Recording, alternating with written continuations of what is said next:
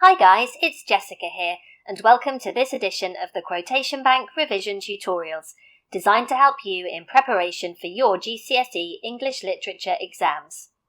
In these videos, we take key scenes and characters from the text and provide a great model for how to go about analysing them precisely and how to get the most out of them in an exam, as well as providing you with the framework for an excellent revision activity you can then do on your own. The Quotation Bank has guides for a variety of GCSE texts available on our website, Amazon or online, so go and have a look, as well as follow us on social media. And if you find this video useful, don't forget to give us a thumbs up and subscribe here on YouTube. Today we're looking at close analysis of a brief extract from Stave 3, focusing on social deprivation in Victorian England and the context surrounding it. In recent years, some English Literature GCSE exam questions have asked you to focus on areas of a text that perhaps diverge from the main themes or characters in the text. It is important to note that exam boards make explicit the fact that questions and extracts can come from anywhere in a text. Therefore, skipping over the seemingly insignificant is not necessarily a sensible idea. Learning time is limited, and it is logical to spend quality time on key sections of a text. To that end, we have provided brief analysis of insignificant scenes of significance, so that these scenes can be explored comprehensively but efficiently. These scenes are also incredibly useful for demonstrating whole text knowledge. Whilst key scenes may be rich in material, this scene is excellent for highlighting the development of theme or character, and may even awaken an examiner to a new and original point that hasn't been made by pupils again and again. So let's get to the extract. The extract we are looking at today is as follows. Stave 3. Much they saw, and far they went, and many homes they visited, but always with a happy end. The spirit stood beside sick beds, and they were cheerful. On foreign lands, and they were close at home. By struggling men, and they were patient in their greater hope. By poverty, and it was rich. In almshouse, hospital, and jail, in misery's every refuge, where vain man in his little brief authority had not made fast the door and barred the spirit out, he left his blessing, and taught Scrooge his precepts. It was a long night, but if it were only a night. But Scrooge had his doubts of this, because the Christmas holidays appeared to be condensed into the space of time they passed together. It was strange, too, that while Scrooge remained unaltered in his outward form, the ghost grew older, clearly older. Scrooge had observed this change, but never spoke of it, until they left a children's 12th night party, when, looking at the spirit as they stood together in an open place, he noticed that its hair was grey. This is from the end of Stave 3, before the ghost of Christmas yet to come makes its initial appearance. Scrooge and the ghost of Christmas present have journeyed far in both space and time. Each scene has shown togetherness, warmth and celebration, and Spirit's blessed presence. Here Dickens summarises their journey, with each visit always with a happy end. This emphasis on happiness is linked to the preface, where Dickens does not want to put his readers out of humour and to haunt their houses pleasantly. Therefore, the poverty and suffering of Victorian London appears largely absent. The presence of the spirit and his blessing, which salves each person he visits, no matter what their suffering, reinforces the Christian tradition of faith, comfort and blessing, symbolised in the celebration of Christ's birth, despite the ghost being seen as John Sutherland states, imported from folklore and legend, not the Christian Gospels. The peace bestowed by the ghost, however, will not solve the inequities and inequalities of Victorian society, which were sometimes seen as God's work. For example, in Cecil Frances Alexander's hymn, All Things Bright and Beautiful, written 5 years after Dickens' novel, Alexander was married to an Anglican bishop and also helped the poor and disadvantaged, yet sees this social order as created by God, as stated in verse 3, a verse now often omitted from the hymn.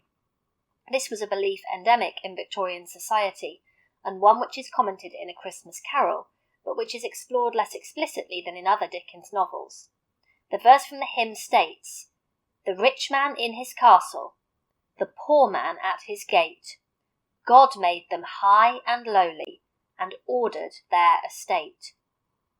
The lowly people observed, like the Cratchits, are patient, cheerful, and have greater hope, which one may consider a sentimental and unrealistic portrayal of Victorian life and its unequal society. The truth of this unequal society simmers under the surface of the novella, seen through Marley's eyes in Stave 1, as his fellow ghosts wish to help their victims, but are condemned to witness the outcomes of their avarice. Furthermore, Dickens perpetuates the trope of forbearance, that struggling poor must be patient in their greater hope.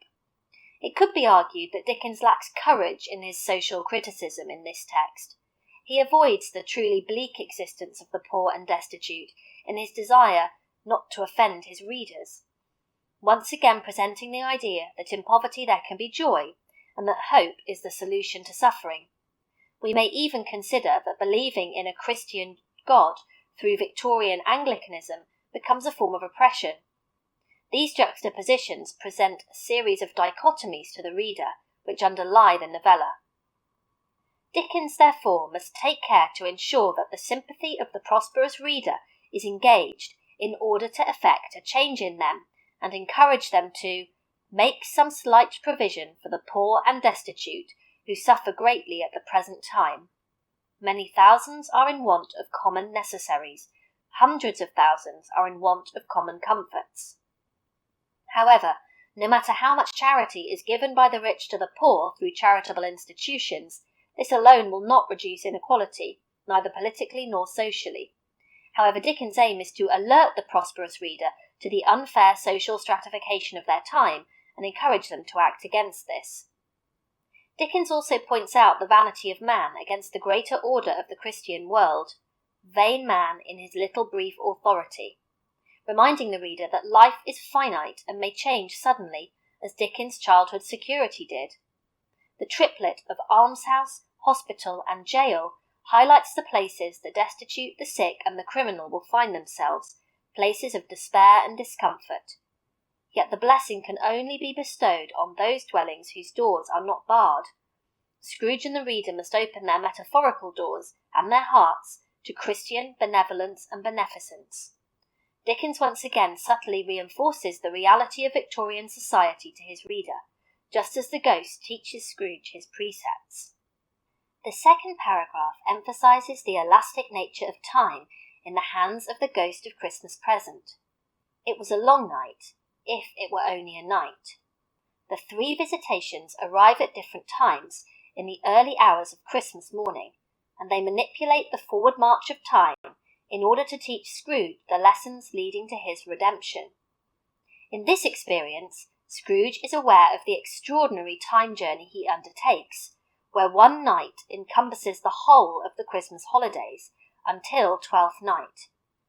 Dickens also shows us that Scrooge remained unaltered in his outward form. He does not age externally, but the reader understands that Scrooge's change is internal and that the extended time journey is needed to effect this change. In contrast, the ghost grew older, clearly older, and Dickens' use of repetition and the adverb clearly signposts the significance of this, that he, Scrooge, noticed that its hair was grey, further emphasises this to the reader. Whilst the ghost controls time, he must age to show that his time with Scrooge is over. The blessings, abundance, and jollity are about to be lost as the third and final journey looms. The mood changes sharply after this extract, as ignorance and want are revealed.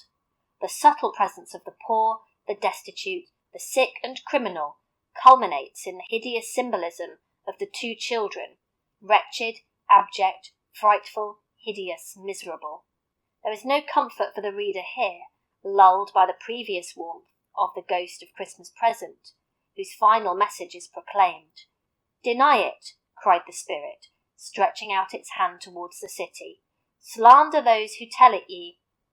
Admit it for your factious purposes and make it worse, and abide the end.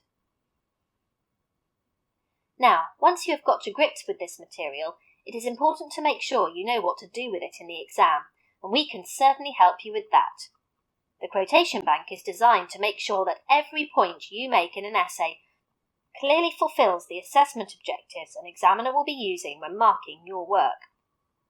Every quotation comes with the following detailed material. Interpretation.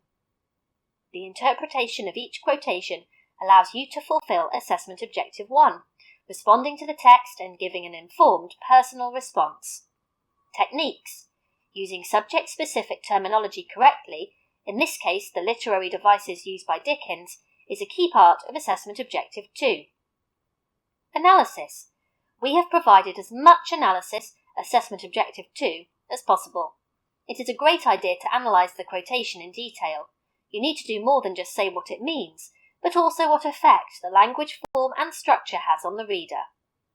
Use in essays on.